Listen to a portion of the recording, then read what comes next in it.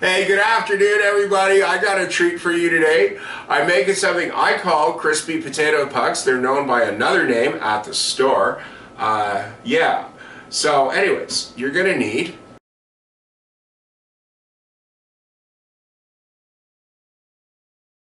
and I always keep some cooked potatoes around because they come in handy for all kinds of stuff. You can make these to freeze, so that's up to you. Now, if you're going to do that, I would make sure that you only put the oil on. When you're going to cook them, you'll see at the end of the recipe what I'm talking about.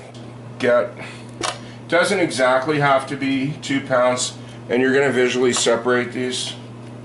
These come out so good. I think I'm going to show you how I do my potatoes in the Instant Pot for the next one.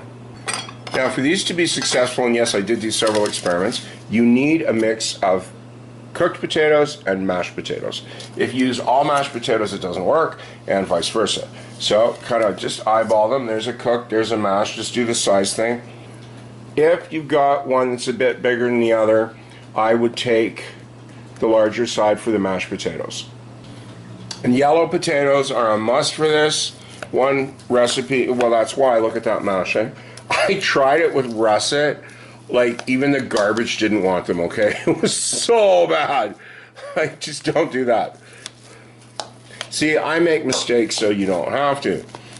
You're gonna be mixing these by hand, so I'll get your gloves on right away. And that one's is not gonna slice very well, so just leave it in big chunks, that'll break down. This one, okay, if you've got ones that are firmer, what you want to do is just do kind of cubes like that, like you were doing hash browns or something. Add the chopped bits to your bowl. Now you're going to work them up together, but don't squeeze them too hard because you don't want to break up all the pieces.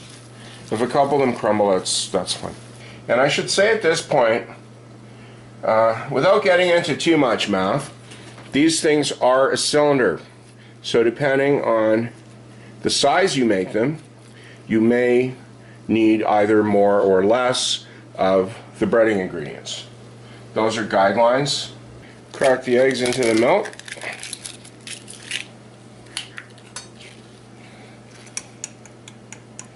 I probably should have gotten a bigger bowl for this, but so let's just see how much of a mess I make. This is where I pretend I did this on purpose, just to show you what not to do, right? Don't get a too small bowl, because when you try to mix the egg in, it'll splash all over the counter. But that's pretty good. I got all my setup going here. If you've never done breading before, what you want to do is you want to have your starting material on one side, your starters, so it's going to go flour, eggs, breadcrumbs, cookie sheet. I'm supposed to be making junk food, so a little seasoned salt in the flour is not out of line. And I'll just get all mixed up.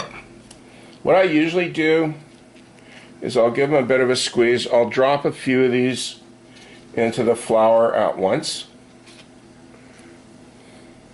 Now, if you have massive bowls and you don't mind cleaning them, you can always just like lay it out flat. And since this is an educational video and I'm not just making them by myself, I'll just bring this close so you can see it. You just kind of like toss them, make sure there's some on all sides, try to keep them in one piece and don't break stuff off.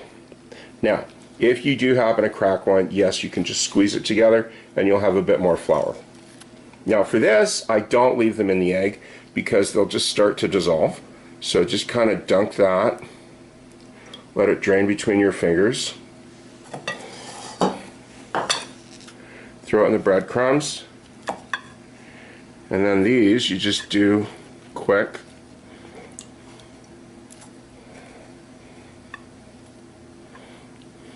One of the nice parts about using gloves for this, I mean aside the fact it's more hygienic, you're going to get a bunch of this stuff on your fingers. And it's just a lot easier to rinse your hands with gloves on than it is to wash them. And yes, if you have luscious, crunchy bits falling into your breadcrumbs that stick to other potato pieces, you will get crunchier ones, which is always a good thing. Okay, all the breading is done. Now, skilled cooks will have noticed that, yes, I started with way too much breading material.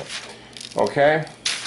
Because if you don't have experience, the worst thing that can happen through this procedure is to run out of stuff to use. What I'm doing here is just mopping up the absolutely excess breadcrumbs. I mean, if you really want to be careful, what you can always do is, you know, get some new parchment. But honestly, some will always come off. You just don't want too much on here so it doesn't smoke in the oven. I've got 21 of these done. And of course, that will vary depending on how big you make them. And they'll get bigger after halfway through. Now, if you're going to be freezing these, do not put the oil on right now. Just freeze them as is.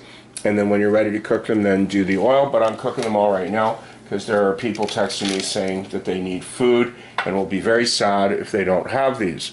And I understand that.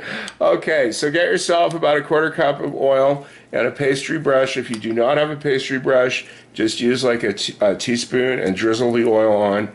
You can always get very creative if you're skilled and get a paper towel and squeeze out drops of oil onto here.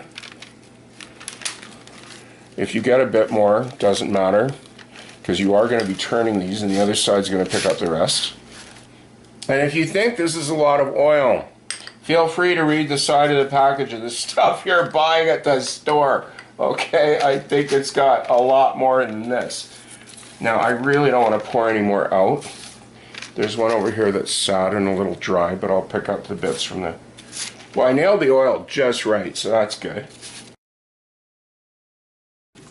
So you're going to start these at a 425 oven for 12 minutes. You'll need a pair of tongs for this. Now what you want to do is just mash it down on one side.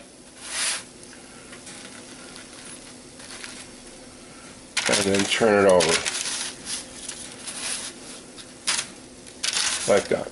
There's more than enough oil here. These will not dry out, don't worry about that. You don't want them out too long. Everything's flipped there, pressed and flipped. If you're having a rough time with the tongs, yeah, you can always get a spatula if you want. I just like it this way because they're easier to pick up after. So put those back in for another 12 minutes at 425. So they're out now. I'll set them on a cookie rack to cool. Oh yeah, there's a learning moment. Don't put on too much parchment because if it touches the oven wall, yeah, it could get a little too dark there. Yeah, I'm letting these cool off. I had one, kind of fell on the counter. It's way too hot to eat.